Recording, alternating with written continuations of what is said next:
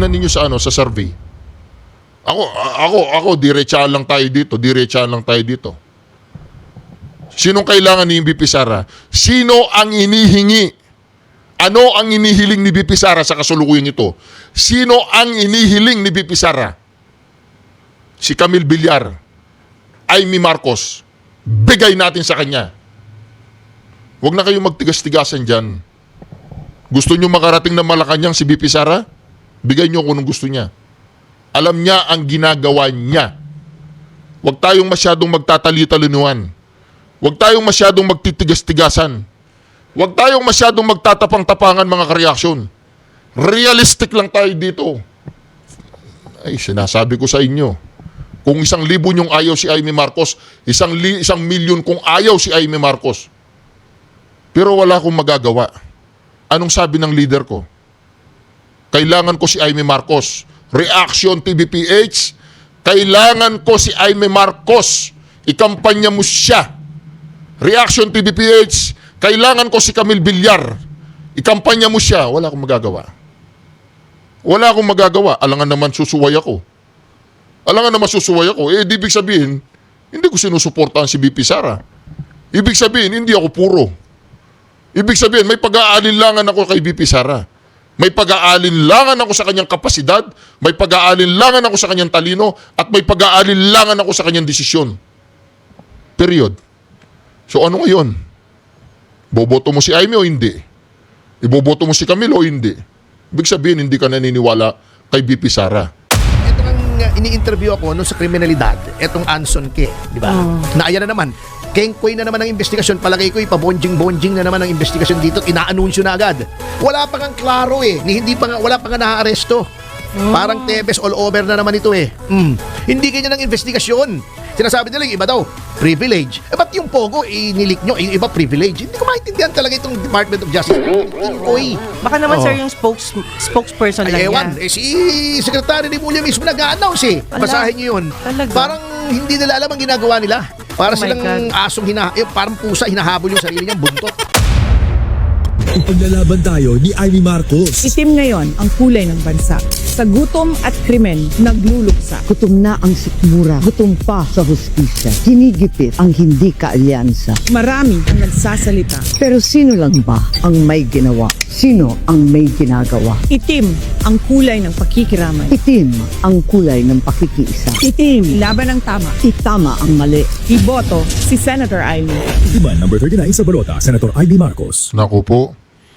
Kayo po ba sinusuporta nyo talaga si BP Sara Duterte? Tanong lang. Kayo ba ay believer kay BP Sara Duterte? Naniniwala ba kayo kay BP Sara Duterte? Ako, sinabi ko, hindi ko po itinatanggi na hindi kaya ng kaluluwa ko, hindi kaya ng isip ko, hindi kaya ng puso ko na bumoto pa ng Marcos. Pero sa pagkakataon pong ito, mga kareaksyon, sa pagkakataong ito, si BP Sara Duterte ay umihingi ng tulong, umihingi ng pabor na iboto natin si Amy Marcos. Ipapahiya mo ba siya? Hindi, diretsahan lang tayo kasi ako, sa totoo lang, ayaw ko si Amy Marcos kasi. Kaya lang mga kareaksyon, sa puntong ito, panoorin po ninyo panoorin ninyo yung facial expression ni BP Sara, yung facial reaction ni BP Sara, at kung paano ang pagkakadeliver ng kanilang mga salita. Itim. Ipaglalaban tayo ni Amy Marcos. Itim ngayon ang kulay ng bansa. Sa gutom at krimen, nagluluksa. Gutom na ang sikmura, gutom pa sa hustisya. Hinigipit ang hindi kaalyansa. Marami ang nagsasalita. Pero sino lang ba ang may ginawa? Sino ang may ginagawa? Itim ang kulay ng pakikiramay. Itim ang kulay ng pakikiisa. Itim, laban ng tama. Itama ang mali. Iboto si Senator Amy. Iban number 39 sa balota, Senator Amy Marcos. Okay. Gusto po ba ninyong makarating ng Malacanang si BP Sara Duterte? Hindi, diretsaan lang tayo ng tanong. Ano po ang mission natin? Ano ang mission natin? Gagawin ba natin lahat ng dapat nating gawin? Gagawin ba natin ang kahit anong bagay? Lunukin ang ating pride, lunukin ang ating galit, lunukin ang ating lahat ng dapat nating lunukin para madala lamang si VP Sara sa Malacanang, kaya po ba nating gawin yun? Ako to be honest ha, it's a leap of faith na iboboto ko si Aimee kasi naniniwala ako kay VP Sara. Iboboto ko si Aimee Marcos kasi naniniwala ako na si VP Sara ay pinag-aralan na niya yan. Inalam na niya yan. At naniniwala ako, hindi ganun kabobo si VP Sara para magpapabudol na naman. Ngayon, kung ako ay supporter ni VP Sara Duterte at gusto ko siyang maging presidente, hindi ba ako maniniwala sa kanyang gut feeling? Hindi ba ako maniniwala sa kanyang sinasabi? Hindi ba ako maniniwala sa mga kandidato na gusto niyang manalo? Kayo tatanungin ko kayo. Kung kayo gusto nyong makarating sa Malacanang si VP Sara Duterte, hindi ba kayo maniniwala na kailangan ni VP Sara si Aimee Marcos sa Senado? Hindi ba kayo maniniwala dun? Kung kailangan natin yung 10 na PDP laban, straight tayo, at sabi ni VP Sara, kailangan ko si Aimee sa Senado. Kailangan ko siya. Kailangan niyang manalo. Kailangan ko si Aimee sa Senado. Wala pong usapan dyan na Marcos o hindi Marcos si Aimee Marcos. Wala pong usapan dito na ayaw ko si Aimee. Ang sabi po ni VP Sara, kailangan ko siya. Ang tanong, pakikinggan mo ba si VP Sara o hindi? Kapag hindi mo pinakinggan si VP Sara, ibig sabihin, hindi ka talaga totoong naniniwala sa kanya. Ngayon, kapag pinakinggan mo si VP, kasi pinagkakatiwalaan natin si VP Sara, naniniwala tayo na si VP Sara lamang ang pinaka mainam na individual na tao na pwedeng pumalit sa kanyang tatay, na maipagpatuloy niya lahat ng nasimulan ng kanyang tatay, na magapi niya lahat ng mga teroristang NPA, na maprotektahan niya tayo sa mga masasamang elemento ng lipunan. Ngayon, kung ikaw ay naniniwala sa lahat ng sinabi ko kanina, na naniniwala ka na si VP Sara ang siyang pinakamainam na individual o tao na maging presidente, paniwalaan mo siya na kailangan niya si Aimee Marcos, na kailangan niya si Camille Villar, wala po tayong magagawa. Kung sinabi ng leader natin, kailangan ko ang 2 tao na to sa Senado, ibigay natin sa kanya. Wala po tayong choice. Hindi niya pinili si Busitas. Hindi niya pinili si Onasan. Hindi niya pinili si Kirubin. Hindi niya pinili kung sino-sino. Ang pinili niya si Camille Villar at si Aimee Marcos. Wala po tayong magagawa doon. Ngayon, kung magtitigas-tigasan tayo, ayaw ko si Aimee, ayaw ko si Villar. Parang sinabi na natin na gusto nating mabigo si VP Sara Duterte. Ako kasi hindi ko pinapangampanya si Villar eh. Hindi ko pinapangampanya si Aimee. Alam po ninyo kung anong kinakampanya ko ngayon? Yung pangangailangan ni VP Sara sa mga darating na buwan. Malapit-lapit na po yung July. July po mag-i-start yung impeachment. Kung naririyan si Camille Villar at naririyan si Aimee Marcos na hinihingi ni VP Sara sa atin, pinapakiusap ni VP Sara sa atin, ibigay natin sa kanya. Ibigay natin lahat ng kailangan ni VP Sara upang magtagumpay siya. Upang, ano pong mission natin? Ang mission ba natin ay yung matalo si Aimee Marcos? Hindi, di ba? Ano ba talaga mission natin? Ang mission natin ay matalo yung mga Villar? Di ba? Ang mission natin ay makaabot si VP Sara doon sa Malacanang. Yun ang pinaka-mission natin. That is the master plan. Yun po ang plano natin. Maprotektahan si VP Sara first and foremost. Kung kailangan niya si Camille, bigay natin si Camille. Kung kailangan si Aimee, bigay natin si Aimee. No question asked. Wala nang usapan dyan. Period. Sabi ni VP Sara, kailangan ko ang dalawang to. Bigay natin sa kanya. Kailangan niya eh. Kailangan natin si VP Sara dun sa Malacanang. Naniniwala kayo? Kailangan natin si VP Sara sa Malacanang, di ba? So, sinasabi natin sa kanya, VP Sara, kailangan ka namin sa Malacanang. So, kailangan nyo ako sa Malacanang? Gusto nyo ako makarating na Malacanang? Bigay nyo sa akin si Camille Villar. Bigay nyo sa akin si Aimee Marcos. Tsaka yung 10 PDP laban. Period. May pag-uusapan pa? Ay, hindi, ayaw nyong ibigay? O, paano tayo makakarating na Malacanang? Parang sinabi nyo rin sa akin na ayaw nyo ako doon sa Malacanang. Bakit pinagpipilitan nyo ang mga tao na to sa akin?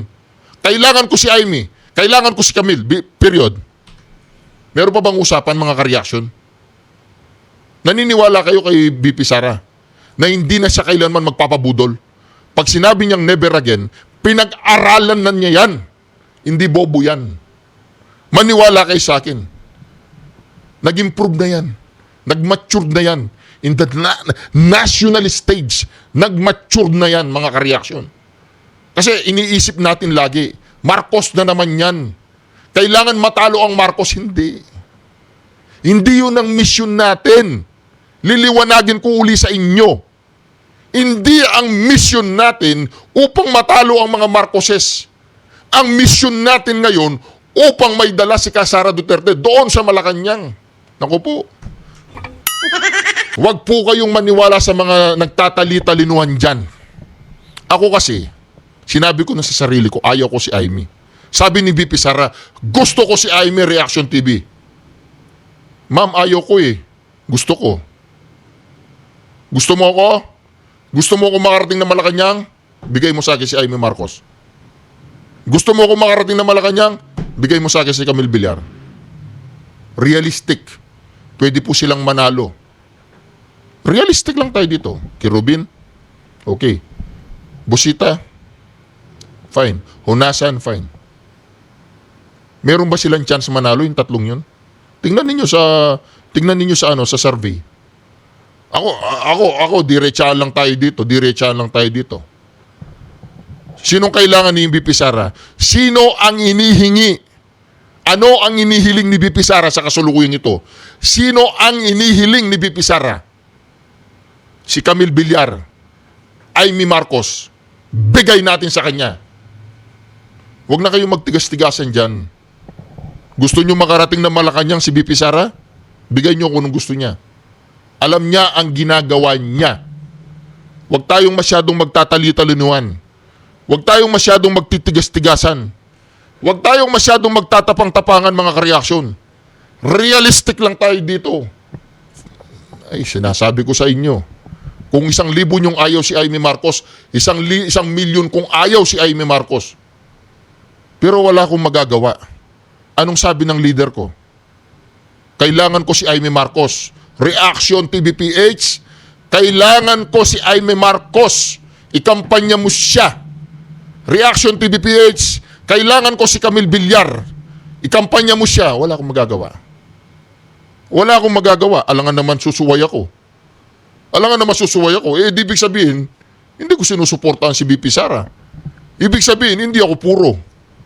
Ibig sabihin, may pag-aalinlangan ako kay VP Sara. May pag-aalinlangan ako sa kanyang kapasidad, may pag-aalinlangan ako sa kanyang talino, at may pag-aalinlangan ako sa kanyang desisyon. Period. So ano ngayon? Boboto mo si Aimee o hindi? Iboboto mo si Camille o hindi? Ibig sabihin, hindi ka naniniwala kay VP Sara. Ibig sabihin, naniniwala ka sa mga vlogger na kunyari alam nilang ginagawa nila. Naniniwala ka sa mga vlogger na kunyari Duterte sila. Walang iya. Duterte ka. Tapos gusto mong makarating ng Malacanang si VP Sara Duterte. Sinasabi mo purong-purong Duterte supporter ka. Duterte na ang nagsasalita. Sino ba leader natin ngayon? Si PRRD? Okay, leader natin siya. Sino ang leader natin ngayon? Si VP Sara Duterte. Nag-usap na silang mag-ama. Hindi gagalaw si VP Sara nang hindi niya inaano kay Pangulong Duterte ngayon dahil close na sila ngayon. Nakikinig na siya kay Pangulong Duterte ngayon. Mas nakikinig siya ngayon kaysa dati. Di ba? Kanino siya nagkikipag-communicate? doon sa dalawa na nasa The Hague. Dalawang mag-ina. Pero ako mga ka-reaction, 10,000 ayaw ko sa isang bagay dahil believer ako ni BP Sara. Pag sinabi ni BP Sara, kailangan ko si Aimee Marcos sa Senado. Kailangan ko si Camille Villar sa Senado. Anong gagawin ko? Sasabihin ko, sa Protect Sara Duterte, ayan, nababasa nyo, ayan. Ayan, oh. Nakikita nyo yan. Yan sa baba. Ayan, oh, sa baba. Nakikita nyo sa baba. Ayan. Protect BP Sara. Protect BP Sara nga itong channel na to eh. Paano ko mapoprotektahan si BP Sara kung hindi ako makikinig sa kanya? Walang yan. Huwag kayong maniwala sa mga vlogger na nagtatali-talinuan. Maniwala kayo kay BP Sara Duterte. Huwag kayong maniwala sa mga vlogger na sinasabi nila, huwag niyong iboto si Aimee Marcos. Hinihingi nga ni BP Sara si Aimee Marcos, hindi natin ibibigay sa kanya. Bigay natin! Kung yon ang magiging susi para mailuklok natin siya sa Malacanang, ibigay natin ang hinihingi. Ba't pagdadamutan mo siya? Kailangan niya si Aimee, bigay mo si Aimee. Kailangan niya si Camille, ibigay natin si Camille. Simple. Di ba? Ako po, ngayon pa kayo maggagaling-galingan. Nabudol na nga kayo nun eh. Tapos ngayon, si BP Sara na mismo, protektahan nyo ako. Gusto protektahan nyo ako, gusto nyo akong protektahan, bigyan nyo sa akin si Camille. Tsaka si Aimee Marcos. Mahirap ba yun? Aimee Marcos, Camille Villar. What's wrong with that? Tsaka yung 10 PDP laban. So, di ba? Tapos marami mga vlogger dyan nagtatali-talinuan. No more Aimee Marcos, no more Aimee Marcos, no more Aimee Marcos. Dinidiretsa ko na nga kayo eh. 10,000 kong ayaw si Aimee Marcos eh. 10,000 ako nangako sa sarili ko eh. Na hindi ako boboto ng Marcos sa buhay ko dahil hindi pa ako bumoto ng Marcos sa buhay ko. Pero sa pagkakataong ito, ini-imagine ko si Aimee Marcos, Lacson siya, hindi siya Marcos. Para naman medyo nagkakaroon ako ng kapanatagan sa isip at puso. Pero sinasabi ko na po sa inyo, ang desisyon na ito, tatagalugin ko, nahirapan ako mag-English eh. Ang desisyon na ito ay pabor na hinihingi ng aking leader, si BP Sara. Ngayon, tanungin kita, umihingi ng pabor ngayon si BP Sara sa atin, papahiya natin siya? Wala, stick ka. Papahiya mo ang pangarap mo maging presidente. Ipapahiya mo si BP Sara. Grabe. Grabe kayo kung ganun. Ibig sabihin, hindi kayo talaga puro. Hindi kayo naniniwala sa leader ninyo. Di ba? Baka mas naniniwala pa kayo sa mga vlogger na naggagaling-galingan dyan. Sinong paniniwalaan nyo? Yung mga vlogger na yan o si BP Sara? Elastic kayo dyan. Marami akong mga inaahang vlogger. Marami akong inahangaan up to now. Tinitignan ko sila, tinitingala ko sila. Dahil napakagaling nila. Pero sa pagbablog nila, parang ang toses, kinakalaban nila si BP Sara dahil kay Aimee Marcos. Ang toses, sinusuway nila ang kagustuhan ni BP Sara para kay Aimee dahil ayaw nila yung mga Marcoses. Sinasabi ko na nga, dinidiretsa ko kayo mga ka-reaction. Ayaw ko. Pero sino ba naman ako? It is my pleasure to give BP Sara kung sino ang inihingi niya. Bibigay ko kay BP Sara ang kailangan niya. Dahil kailangan ko si BP Sara sa Malacanang. Diretsahan tayo. Ngayon, sasabihin nyo sa akin, hindi nyo iboboto si Aimee Marcos. Hindi ibig sabihin, hindi kayo supporter ni BP Sara. Hindi nyo sinusuportahan ang kanyang desisyon. Hindi nyo sinusuportahan ang kanyang kahilingan. Umihingi sa atin ng pabor si BP Sara. Nakikiusap siya. Nilunok niya ang kanyang pride. Kinapalan niya ang kanyang mukha. Alam po ba ninyo kung ano nangyayari sa alyansa ngayon? Sasabihin ko po sa inyo, napapahiya po ang alyansa ngayon. Kapatid ng presidente pumunta kay BP Sara. Camille Villar. Sabi ni Camille, BP, taas mo kamay ko. edi pahiya yung alyansa. Sinasabi ko na sa inyo.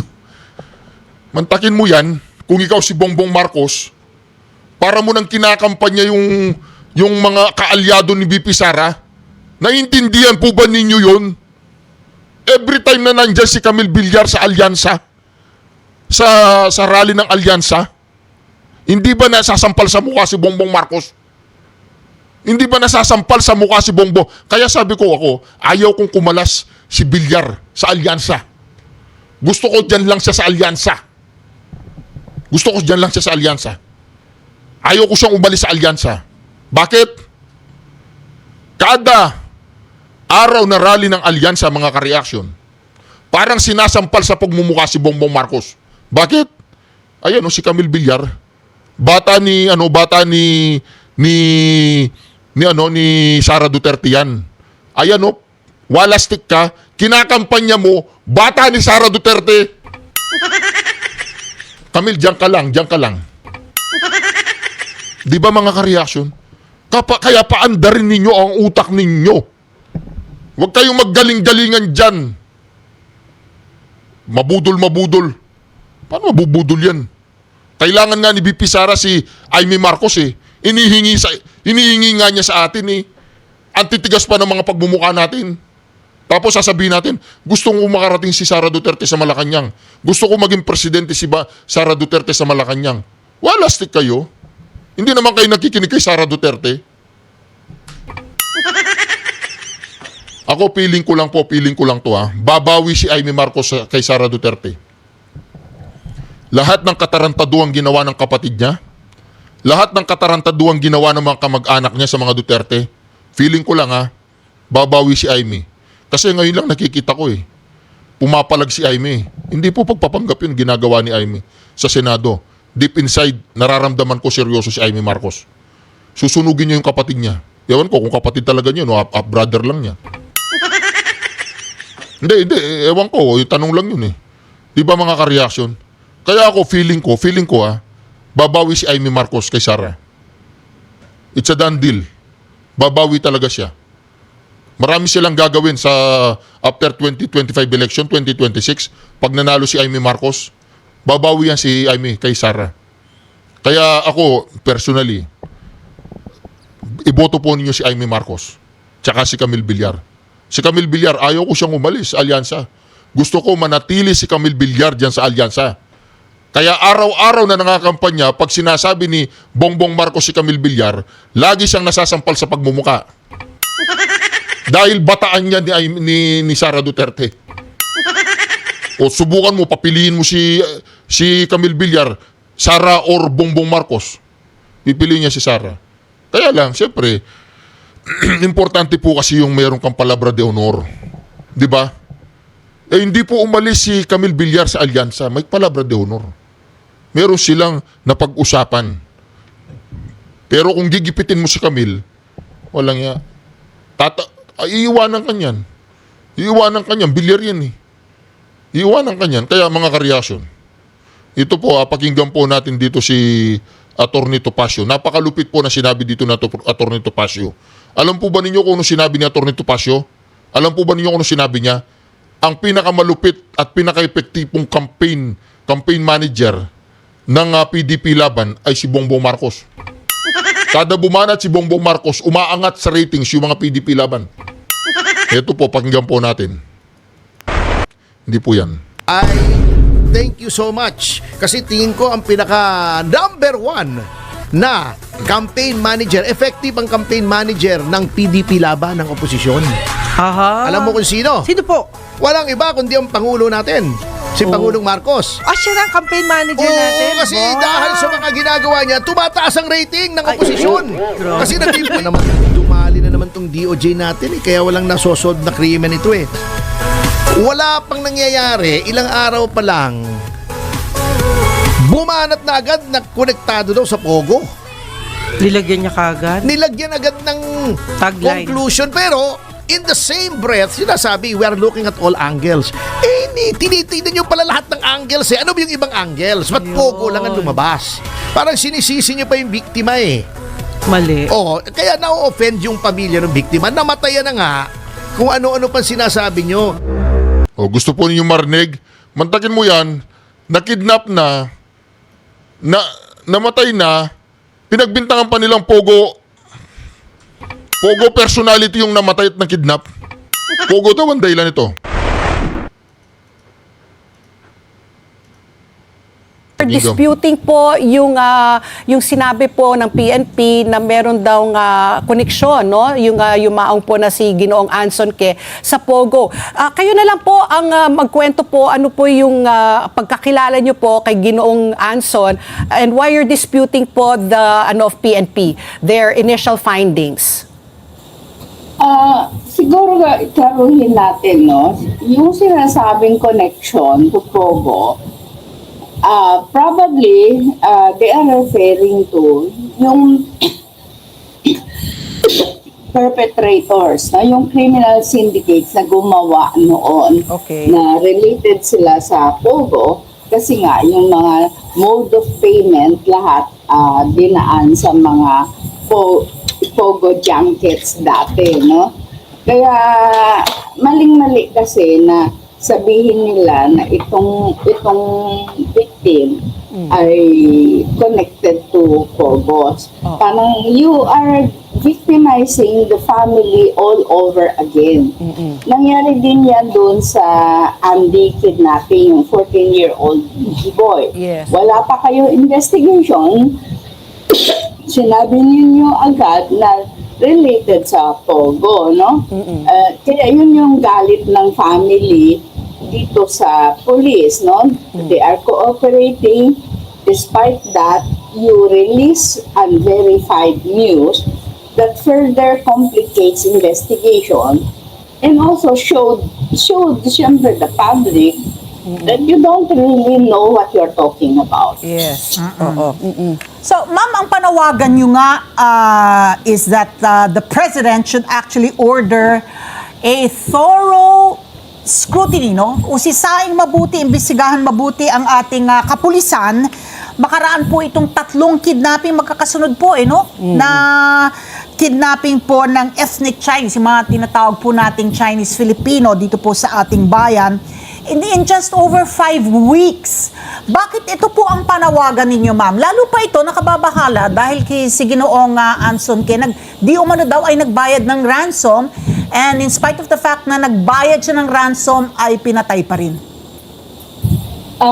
Definitely, no? Kasi hindi naman isolated yan, no? 2 years ago, meron tayong kidnapping for ransom ni Mario Uy, hardware store owner na Chinoy, no? Hindi yan naging sensationalized dahil siguro low-key and hindi masyadong prominent. Ito lang naging, he was also killed after his kidnapping and his big toe was cut off, no? Bago siya pinatay. To hasten the ransom payment, pinutol nila yung malaking hinlalaki sa paa. So, tapos, nagbayad ng ransom, pinatay din, no? So, hindi isolated yung case. Kaya kailangan siguro magpursige ang mga pulis sa pagtugi sa salary, no? We don't need platitudes that there's no cause for alarm, that the Chinoy community should calm down. What we need are results. After the 14-year-old was kidnapped, di ba, nag-announce si SILG, we are closing in on the mastermind. Yeah. Binigay niya yung pangalan ng mastermind, binigay niya na nasa Central Luzon. So, anong nangyari? Mr. Resita, I just can't help but think na sa Mayo 12 election na po. Do you think rin po kasi parang naalala ko tuwing malapit na po ang election, nagiging rampant po ang kidnapping. Syempre ang target po mga Chinoy kasi nga ang akala nila talaga maraming pera. Do you think this is more election related or it's just really a fundraising of this syndicate? Definitely, it's election related, but it is not, I emphasize, it is not fundraising. Okay. Magkano ang mariraise mo, you don't risk you don't risk your reputation and your campaign for a small pittance na makukuha mo sa ransom, especially if you kill the victim. Pero when I say it is related, because the criminals, they capitalize on the fact that the police are stretched too thin. They are covering so many points, no? Meron kang election checkpoint, meron siyang mga election hotspot, meron kang election sorties. So, nandiyan nakakalat yung mga police, no?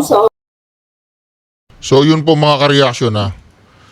Na-kidnap na, pinagbintangan pa nilang Pogo personalities or involved sa Pogo, ganun.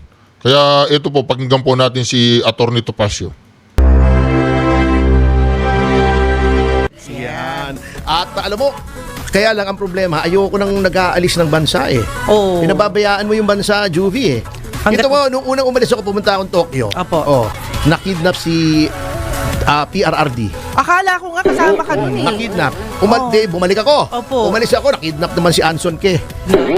Ayoko na tuloy umalis eh. Baka pag umalis ulit ako, baka kung sino naman makita. Ay, wag naman. Okay, natataon talaga, attorney. Anyway, nasa award na rin tayo mga kasama ay batiin na natin at mukhang nagkakaroon ng slow, hindi naman ganun ka-slow, mabilisan at ibang klaseng shifting sa voter preference at ito po ay thank you so much kasi tingin ko ang pinaka number 1 na campaign manager, effective ang campaign manager ng PDP laban ng oposisyon.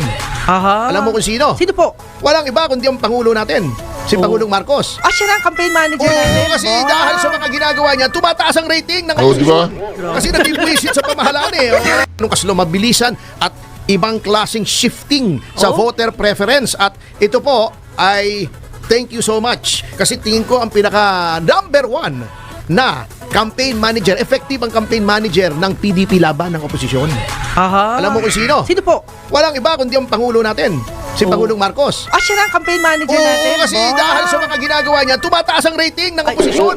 Kasi nagbibuisit sa pamahalaan eh. Grabe, naisahan ako dun By the way, mga miyembro ng Congress na mga nasa majority, narinig niyong mabuti ha kanina yung umpisa ng programa, hindi po ini-endorso ng istasyon na to yung mga sinasabi ko dito.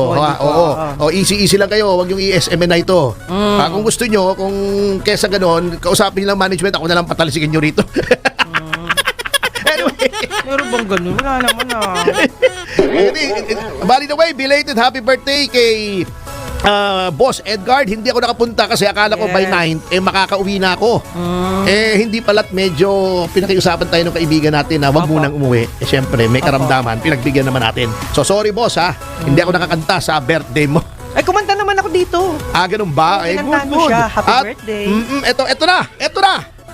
Ang nasa top 12 ngayon at syempre yung mga within striking distance. Ito ay ayon sa survey ng Pulse Asia. Credible ito. Opo. Yung Pulse Asia matatagal na yan eh.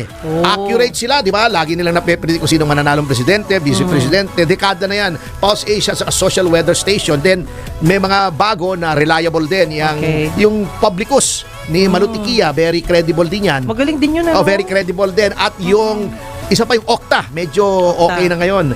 Ang problema lang kasi sa mga tagapagtanggol ng pamahalaan, pag pabor sa kanila, yung survey, okay, credible. Masaya sila. Oo, pero pag hindi ka pabor sa kanila, katulad ng tumaas yung incidence ng self-rated o self-declared na gutom ang mga tao, sasabihin nila mali. Fake news. Ayun ang problema eh. Pagka pabor sa kanila, eso naman siguro ha, Ito ang cutoff number 12. Statistically, plus minus 3 daw ito. So, ito ilagay natin yung mga within striking distance. Okay, ito mga striking distance ha. Number 14 to 18 ay si Kiko Pangilinan. 14 to 18. Malayo na yun. Hindi, nasa baba. Pero hindi pa striking distance. Pwedeng talunin. Pwede. Abot kamay. Pwede, sige. Next. Abot kamay. Kanta ni ano yan, hindi siya ni Sharon at saka ni Gabi, Abot Kamay. Abot Kamay. Alam ni Kiko yan kasi asawa niya si Sharon eh. Abot Kamay. Yun ay sa Iba ba yun? pelikulang Dear Heart. Ah, Di ba? okay. Sharonian ako eh. Sharon fan ako, alam ko lahat yan. Ang pangalan ni Sharon doon sa pelikulang yun ay si Christine at si Gabi ay si Mark. Di ba? Alam ko. Well, kaya iba partner eh. Oo, di ba? Opo. Number 13 to 16 to 18 kasi nga plus minus eh. Apo. Ay si Senator Amy Marcos. Uy, galing. Lapit-lapit na rin. Bumababa eh. Bumababa yun. Oo, dati nasa ano siya eh.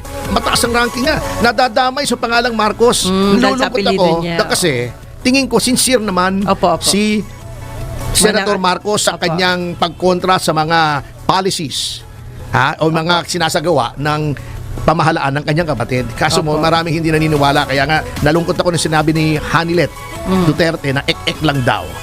Yung assessment niya. yung investigasyon, palagay ko sincere po si Pangulong si Senadora Senator Amy Marcos. Narinig po ninyo yun. Sincere talaga. Ako sa tingin ko sincere din mga kareaksyon eh. Kasi unfair naman kay Senator Amy Marcos na inaano na niya yung sarili niya, ino-offer na niya, talagang ginagawa na niya lahat para mapatunayan lang na. Pero hindi po gagawin ni BP Sara na mag-all out siya kay Amy Marcos kung hindi po humingi ng patawad si Amy Marcos kay BP Sara. Yun po ang pinaniniwalaan ko mga kareaksyon. Kaya lang medyo bumababa. Ay, wala akong sinasabi, bumababa yung rating, ha. Hindi ko ano naman sabihin. Hindi, pero totoo naman, medyo may yung baba ni Amy Marcos, medyo may baba, katulad ko, may baba din. No? Si kasi, si Atty. Topacio, puro leeg yan, walang baba. Hindi, peace out po, peace. I love you, Atty. Topacio. Pag bumabanat ka, di ba? Hindi, idol ko po yan. Bumababa eh. Ano naman? Sige lang. Next. Pasok! Oh, sino? Pasok na pasok! Sino pumasok? Sa top 12 ha? Oh, For the first time. galing. Si Sino? Representative Dan Marcoleta. Wow! Yan, umangat. Umangat. 12 to 18 siya. Yan. So pasok siya sa winning circle. Sa ngayon ha? Apo. As at that time ha? March 23 to 29. Alam nyo, yung tail end yan, mabigat eh. Gumaganong-ganon yan Oo, eh. delikado pa yan. Si Siso yan eh. Siso. No. Hindi Singson ha, Siso. Siso. O number 11 naman ay si Ma'am Aquino. Wow! Yan. Tumaas 12 din siya, no? din. Statistical dead heat to actually kung plus minus 3. Apo. 12 to 18. Tie sila. Ayun. It's a tie. And balon-balunan. Yan ang maglalaban, di ba, Tony? Oo, 13, 12, tsaka 11. O yan ha. Nasa 12 to 18 din. Si Camille Villar. Yan. Oh! Tumaas si Camille Villar ha. Oo, Dahil tumataas. sinuportahan nila, kinontra nila yung pagpapadala kay PRRD sa Hague. Dati mababa ang ranking ni Camille. Dahil pinakita ng mga Villar na sila ay nanindigan sa kanilang pagsuporta kay PRRD, Ayun. ay tumaas. Oo, ako na lang yata ang hindi tumataas. Tatas ka rin. Eto pa, isang tumaas. Opo. Dahil nasa oposisyon, yung mga nasa oposisyon na umaakyat ha. Talaga? Umaakyat ang rating. Imagine mo, 11 to 17. Eh, dati nangangabuti ko.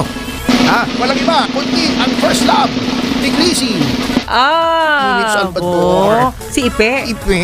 Ha? Ay, Ipe. Oh. Tumakas to si Ipe. yeah. It's so nice naman, Ipe. Ang landi niya. Hindi ba ganun magsalita si Chris? Yung gayang-gaya mo nga. Ay, Ipe. It's so nice naman. Ayun, It looks diba? like he's gonna win, my Ayun. Ipe. Pwede. Eto, bumaba ito bumaba. Oh, bumaba Eto, naman. na 8 to 16. Dati mataas ito eh. Si Manny Pacquiao. Oh, sayang. Nasa 8 to 16. Eto naman eh, consistent Sana naman ito. makahabol. 6 to 13. Si Lito Lapid. Yung Pasok din si Abby Pinay. 5 to 12. Bumaba ito. Dati, number 2, number 3 to eh. Oh? Number 3, number 4 to, si Ben Tulfo. O naging 5 to 12 na lang siya. Yan. Ben Tulfo. Pasok din ito. Ito, mukhang kumita sa akin to. 5 to 12 din si Willie Revillame. Wow! Galing, ano? Bigyan ng jacket yun. Hindi ka ng jacket yan. O, 5 Dalhin to dito. 11 naman, si Ping Lacson. Eto. 5 to 11 din. Ha? Ang ating hari ng budots. Oh, Si Bong Revilla. Ano yan? 5 to 10, si Pia Cayetano. No. Wow. O, number 4, solid si Tito Soto. Wow. Tumaas. Dati to, medyo nanganganib. Ngayon, number 1 na. Si Pato de la Rosa. Wow. Number 2 pa rin, consistent. Si Opo. Erwin Tulfo. Oh. At syempre, biglang naging number 1 ha. Dati number 1 si Erwin eh. Okay. Umpisa nung naaresto si PRD, si Bong. Go. Wow, number 1? Yun. Galing. Oh, yeah. Yan. So, congratulations po sa inyong lahat, yung mga nasa winning circle. Ayan. Yan, okay. Pero 12 na attorney kailangan natin. 12 na. Ang patayan dyan, yung 6 to 12. Ayan. Yung 1 to 6, medyo assured na yan. Itong yung sina Tito Soto, Pia, unless may seismic shift na naman Yes. sa voter preference. Yan. Yes. Tito Soto, Ping, si Ben Tulfo, medyo okay na yan eh. Bumababa lang nga. Pero tingnan ninyo ha, Opo. ilang days na lang ba? May 30 days pa, no? Isang buwan. Yes. Mga isang buwan, more or less. Almost. Ang problema, ang kinakatakot ko, yung COMELEC natin nangangamote. Ayun na masama. O di ba may nakitang mga paraphernalia ng eleksyon na nasa isang pribadong tahanan? Ano ba Yun naman nga yun? Ayaw nilang imbestigahan. Yun ang iniimbestigahan nila si Atty. Respicio. Yun ang sasabi na baliktad. baka mahak. Dito sa Kwan, ayaw imbestigahan. Wala na tayong narinig. May narinig ba tayo kay Chairman Garcia tungkol dito? Wala. Yung mga malalaking billboards, walang kakampi ha, walang kalaban. Opo. Ang mga nakikita natin, yung nakikita lang natin, si Bongo, yung mga oversize. Opo. Yung, Ano ba dapat na size? Yung kay Singson, yung babaeng Singson, yung Si Ako Bicol. Ay, Ako Ilocano. Yun, mga oversize yun ha. Yan, kahit kakampi, si Dan Marcoleta, meron yata, oversize din. Si Manny Pacquiao, si Aimee, walang kakampi to ha. Yung iba dyan sinusuportahan ko, yung iba hindi ko nasasabihin. Pero walang kampihan ito. Opo. Pakitanggal naman. Ayun. Ang kitang-kita naman po ang lalaki ng billboard. O baka 2 by 3 lang, 2 by 3 meters laang. Ay siya. Ay sadyang Ay siya, kalaki. 2 by 3 lang. Aba naman. Lintik naman ay jablo. Pero pagka may bibigyan na ng tarpaulin, alay, pwede kahit gaano kalaki eh. Yan, ang paimbestigahan natin yung mga paraphernalia sa yung sinasabi ni Atty. Respicio na mahahak. Ayun. COMELEC, please naman. Ala. Yung isang classmate ko dyan, Commissioner Ernest Maceda, di ba, Mr. Expose ang tatay mo. Dapat mag-expose ka rin dyan sa COMELEC kung ano yung hindi tamang ginagawa dyan. Ala, ay nakatago yan ang mga importante eh. Oo, speaking of hindi tama, natatawa ako rito sa nangyayari na naman Keystone Cups na naman Ano yung Keystone Cups? Hindi po. Yung mga pulis na kengkoy. Yung mga bugoy-bugoy na kengkoy ng mga pulis na walang nahuhuli. I-google yung Keystone Cups. Pero Pero nyo si Dan Fernandez, i-google yung Keystone Cups. Ito, yung kidnapping ni Ginoong Anson Ke na nakakalungkot na napatay pinatay kasama ng kanyang driver na si Armani Pabilio. Kawawa. Unang-una, ito na naman, dumali na naman tong DOJ natin kaya walang nasosolve na krimen ito Wala pang nangyayari, ilang araw pa lang, bumanat na agad na konektado daw sa Pogo. Nilagyan niya kagad. Nilagyan agad ng Tagline. conclusion, pero in the same breath, sinasabi, we are looking at all angles. Tinitignan nyo pala lahat ng angles Ano ba yung ibang angles? Ba't Pogo lang ang lumabas? Parang sinisisi nyo pa yung biktima Mali. Kaya na-offend yung pamilya ng biktima. Namatayan na nga kung ano-ano pa sinasabi nyo. Yan ba'y sigurado kayo? Na Pogo. Kasi Kengkoy baka naman yan parang babalik na si Tevez, extradition. Ano nangyari? Hindi naman nakabalik babalik na si Tevez, nasa airport na bukas. Nagtakbuhan yung mga reporter doon, wala naman nangyari. Ayun. Yung anak ni Tevez, nanunuhol. Yung pala, hininga ng suhol, hindi nagbigay. Puro fake news alam mo itong si dating Congressman Kits Belmonte. Kilala ko to, alam nyo. Matinong tao ito Alam nyo kung paano nasabi ko matinong tao. Naging suspect ito doon sa tangkang pagpatay kay dating Gobernador Arman Sanchez, yung bodyguard niya at saka yung security niya na pinasabog. Di nagkaroon ng warrant, nagtago. Ako ang abogado ni Arman. Later on, na-absuelto sila. Kasama yung nasirang Ricky Recto, dating vice-gobernador ng Batangas. Kapatid ni Secretary Ralph Recto. Mga kaibigan ko to, kaya lang sabi ko, pasensya na trabaho lang ito. Opo. Dapat itong mga to galit sa akin Dahil biro mo. Dahil sa akin, nagtago sila ng tagal na panahon. Talaga. Nung nagkita kami, Oh. sabi ko, pasensya na pare. Nung naabsuelto na sila, na-lift na yung warrant. Ang tagal Opo. ng taon, nagtago yung mga yan. Pasensya na kayo. Hindi, sabi niya, pare, okay lang yan. Alam naman namin ang trabaho ng Trabaho abogado. yan. Oo. So, matinong tao. Hindi nagtatanim ng galit. Hindi ko naman talaga. Opo. Ang hindi naman po ako nagsabi na sila ang dapat idemanda. Pero nung naabsuelto na, okay na kami. Si Ricky, namatay yung tatay ko, umatin pa. Dapat ganyan. Oo, ganun nga. Oo. Kahit sa eleksyon, isang araw lang sila galit. Tapos Isang araw after lang ang voting, eleksyon, oo. dapat ganun. Ay dito wala nagtatanim ng galit Yun dinadala pa sa Hague. Mali. Biro mo ha. Mali yun. Yung sa Amerika, yung ballerina, yung babae Opo. na ikinulong, American citizen kinulong sa Russia. Ordinaryong mamamayan. Okay. Pinilit ni Trump na ibalik sa Amerika. Yun nakabalik na. Ang galing. Pinaglaban niya. Oo. Ayun. Tayo, baliktad. Yung dating Pangulo natin, ibinibigay natin sa ibang tao. Yung tao na nagligtas sa atin na maging narco state. Yun. Pero, hindi ko naman sinasabing masama, pero yung mga mamamayan, hindi ko naman sinasabing hindi katungkulan ng ating gobyerno. Charged with cocaine trafficking. To, binabalik natin dito. Bakit yung charge with cocaine trafficking kinukuha natin? Kasi mamamayan natin. Oo, But yung tao dating natin. Pangulo, binibigay natin. Di ba? Bago yung sa Qatar, yung katarngahan na nangyari sa kanila, sabi nila, inaresto daw dahil nagprotesta kay Duterte. Parang tinatakot nila yung mga mamamayan natin sa ibayong dagat. Hindi naman pala totoo. OFW. Oo, hindi naman pala dahil doon aresto. At sabi nila, di ba, kinausap na daw ni Pangulong Marcos yung gobyerno ng Qatar kaya Absuelto. napakawalan. Oo. Hindi pa pala nakakausap pinakawalan Nag-credit grabbing pa yan ang nangyayari sa gobyerno yan? ito. Kaya nga itong ang ini-interview ako nung sa kriminalidad, itong Anson K, di ba? Na ayan na naman, Kengkoy na naman ang investigasyon. Palagay ko ipabonjing-bonjing na naman ang investigasyon dito. Inaanunsyo na agad. Wala pa kang klaro wala pa nga naaaresto. Parang Tebes all over na naman ito Hindi ganyan ang investigasyon.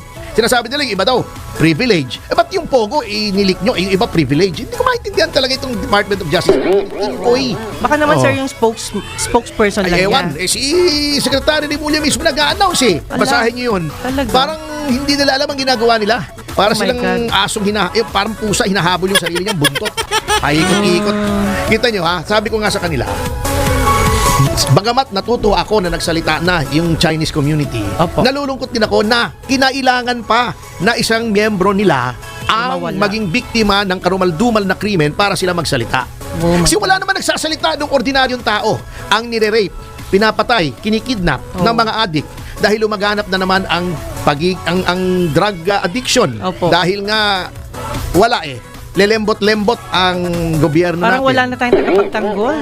Ang problema kasi, psychological yan. Yang epektong yan.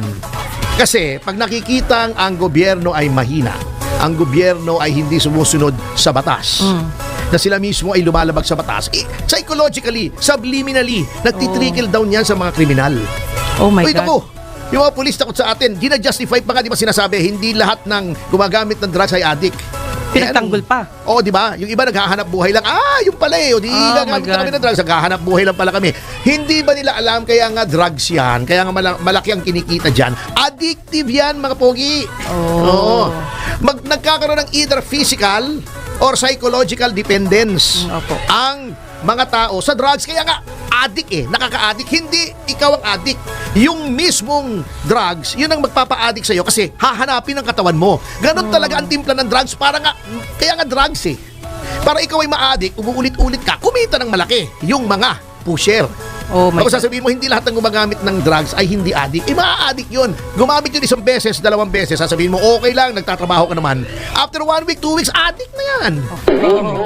My Oh. goodness. Sige, ayaw niyo maniwala. Ni Chief NP, gumamit siya. Kasi nagtatrabaho rin siya ng late, di ba? Nagpupuyat din siya. Gumamit siya ng shabu. Hindi pala addictive. Tingnan ko hindi siya ma-addict. Pero attorney, para i-assume na isang addict ang isang tao kapag illegal yung drug, di ba? Illegal na nga. Ma-addict yung hindi. The mere fact na gumamit ka, mere possession lang nga Yun. Hawak-hawak mo lang, bawal na. Gagamitin mo pa. Pag sasabihin mo, okay. Ay, anak ng pating. Anong kasalanan nila kung sakali? Sila nag-a-assume na mali pala yung Ay, mali ang leadership, wrong leadership. Pero Oh my babalikan po natin yan sa pagbabalik ng Yes, Yo, Topacio. PTP Laban Street, PTP Laban Street, PDP laban straight, PDP laban. Tondo, Pato, Bongo, Hinlo, Mata, Matuleta, Lambino, Rodriguez, Salvador, Kibuloy sa Senado.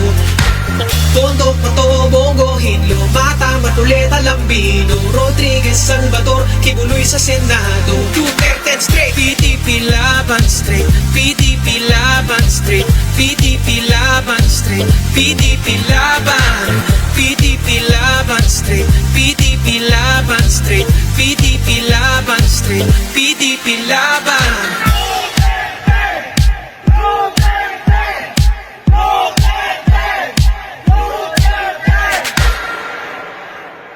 Political Alright, God bless you all. Shukran. Duterte! Duterte! Duterte! Duterte!